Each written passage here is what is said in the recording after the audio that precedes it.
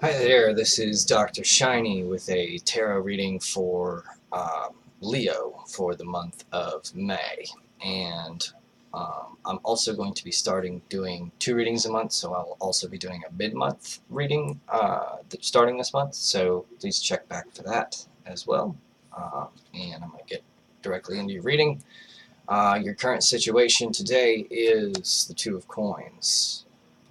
And the Two of Coins deals with sort of a balancing act, or the need to be really skillful. This is a time when you're sort of exerting more energy than you can sustain for a long time, right? So, but it's also a process of learning and becoming more skillful, and the juggling process inherently makes you improve. But anyway, what's going on, or what's crossing you today, or what's influencing you, is the Nine of Swords. And this represents a misplaced perspective. This is saying that you are in a thicket that is of your own creation, that you're making things harder than they have to be, or you're just focusing on the wrong aspect of the situation and making things harder than it has to be. And so that's pretty self-explanatory, pretty straightforward. You don't have to juggle two things at once. You can pour everything into one thing and you'll be fine. It could mean that. It could mean that the situation itself is healthy for you as a learning process, and so try not to look at it so much as a bad thing, as something that is a difficult trial for you to go through to learn. That type of thing. For your past, or what got you here, is the Seven of Wands. And this indicates sort of a period of initial success, but then you came to a place where people who were following you and backing you before started questioning you, and you sort of felt the need to defend yourself. And so that's sort of the process, or the immediate events which brought the situation forward.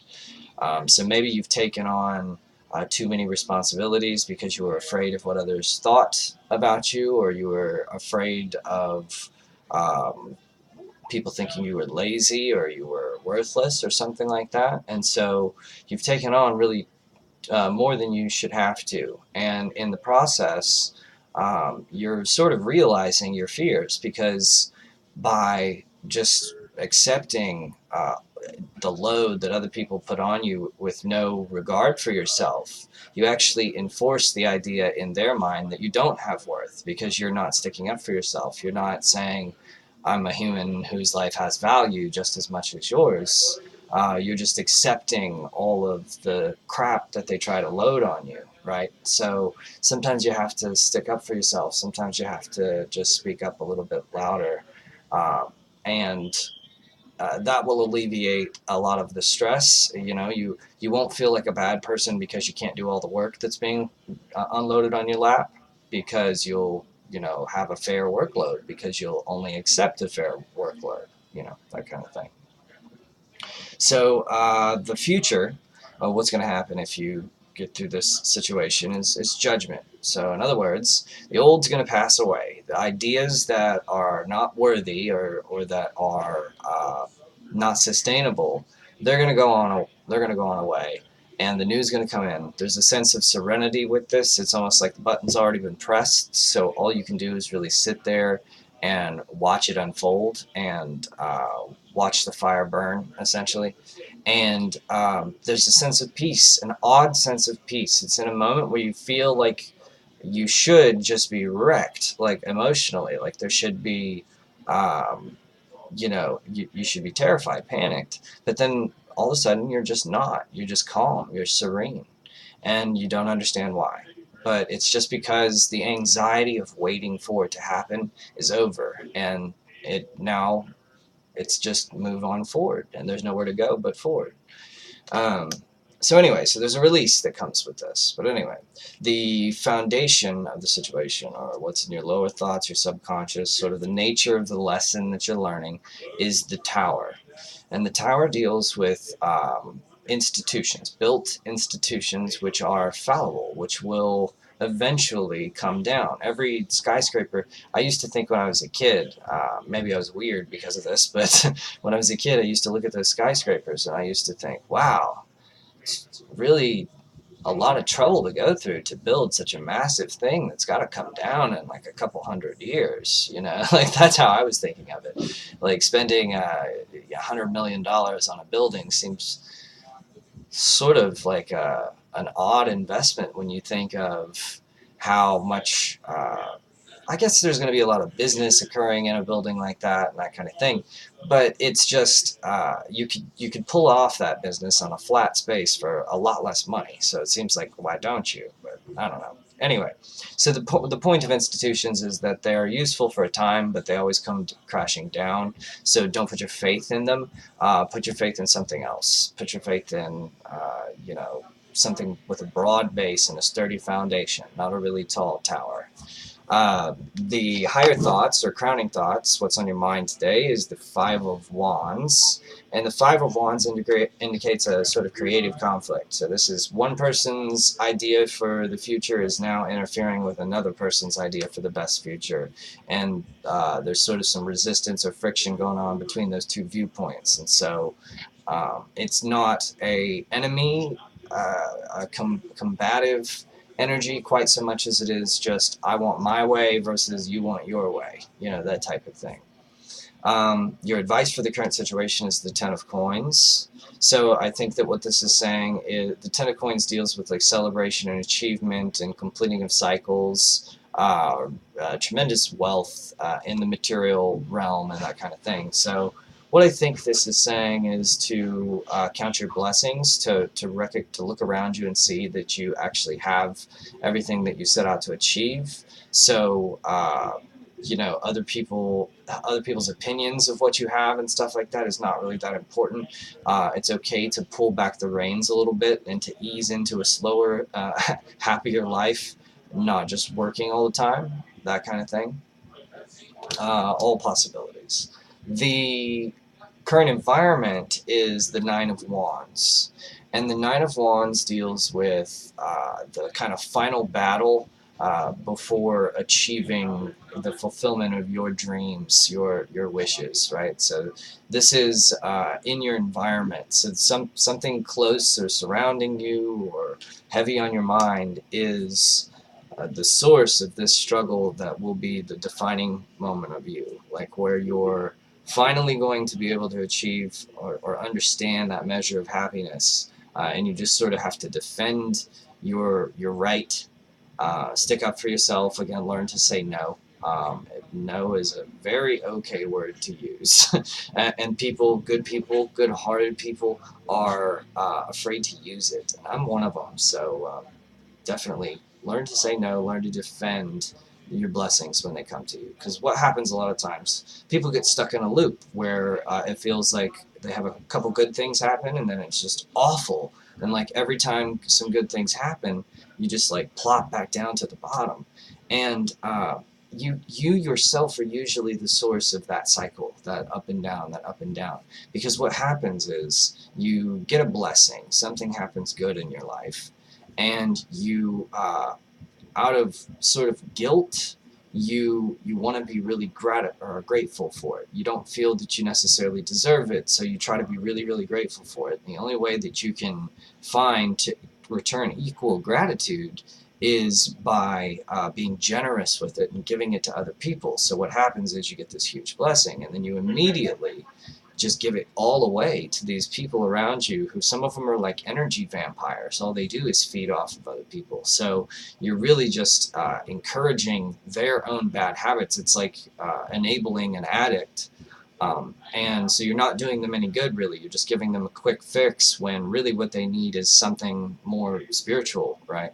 And so learn to hang on to those blessings until they can actually perform action in your life, until they can actually propel you to a better place, a better situation where you can help people. Because otherwise, if you're just constantly going down and down and down and down into the muck, you're endangering yourself. You have to come back up. There has to be a cycle, Anyway, the fears card for you today is the Queen of Coins. And the Queen of Coins represents a person who sort of has the perfect amount. If you look at love of the material possession on a spectrum, to where on one end of the spectrum is just sort of the Scrooge character who's meticulously counting every coin he has and just, obsessed with the money itself. And then another, on the other end of the spectrum is somebody, um, I hesitate to even claim an example of this, but somebody like a really, really good church pastor or something like that, who instead of putting all the money into fancy cathedrals and stuff like that, like really uses it to help people, really goes out, missionaries, things like that, really use it to relieve suffering and things like that. They learn to understand and love and appreciate money in a healthy way, in a healthy aspect. And so the Queen of Coins is a person who is on that end of the spectrum. She loves money, but in a way that highlights its ability, or what it is, highlights the nature of it as the source of its beauty, rather than accumulating arbitrary amounts of it, that type of thing. So I think that you're actually probably on the journey to becoming a little bit more like this person, but I think you may fear it because you sort of have this pre-existing notion that the love of money is like a bad thing or something like that, or an evil thing, and that you should be working hard because you want to work hard and that kind of thing. But you've got to remember that to really, really appreciate money, to really have a command of it, you have to love it for what it is, not for what you would like it to be, that kind of thing. So the overall message of your reading today is the Seven of Coins. And the Seven of Coins deals with waiting for your blessings to arrive, right? So this can mean that you're just constantly, this has a feeling and energy of it that you have some good karma coming your way, and you're just sort of waiting for it to pop up. Or not even good karma, because that's a little iffy, but like you've planted some good seeds and now you're just waiting to cash in on them. And it feels almost like it's overdue, like you're waiting for it, like you're expecting it. You've pressed the button on the vending machine and you're waiting for the Coke, but it's just sort of not coming, and you're like, well, what? And you may even become a little discouraged, but don't be, because these things do come to you. But it could be possible that it's already coming to you, but like I said, you're sort of just self-deprecating and giving away the opportunities for blessings that you have coming at you, because you're not looking at them the right way. You're not looking at these. You get a couple days off work, and you're looking at that as just like a huge relief. But then, like, your second day off, somebody asks you to work for them, and you feel bad because they really need it, and so your self-deprecating nature gives up your blessing when it's not your responsibility to go back in and work, because you got your day off. You needed that day off. So the two events are disjointed, but you sort of connect them in your mind, and you just give your blessings right back to these vampires around you. So you have to learn to cut them off, because you don't have a responsibility to, stick your neck out for somebody else just because you were blessed with something. Um, you should practice doing that, but under your control, under your conscious effort, not because you feel an impulsive need to do it. Because if you feel an impulsive need to do it, it means that it can be taken advantage of, and it will be taken advantage of. And when I say taken advantage of, I mean that all of your good intentions are going to be taken by somebody else and funneled into a nefarious purpose that you didn't intend for it to happen. That's taken advantage of. That's something that you always want to avoid.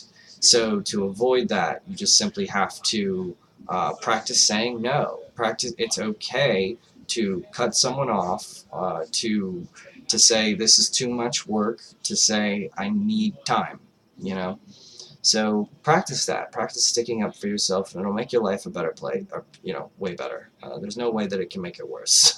But anyway. That was a great reading for you, my Cancer friends. Or I'm sorry, my Leo friends. Ooh, I'm sorry, my Leo friends. And if you have any comments or questions, please leave them in the remarks, and I'll get to them. And I'll see you guys again for the mid-month reading. So, see you in 2 weeks. Bye-bye.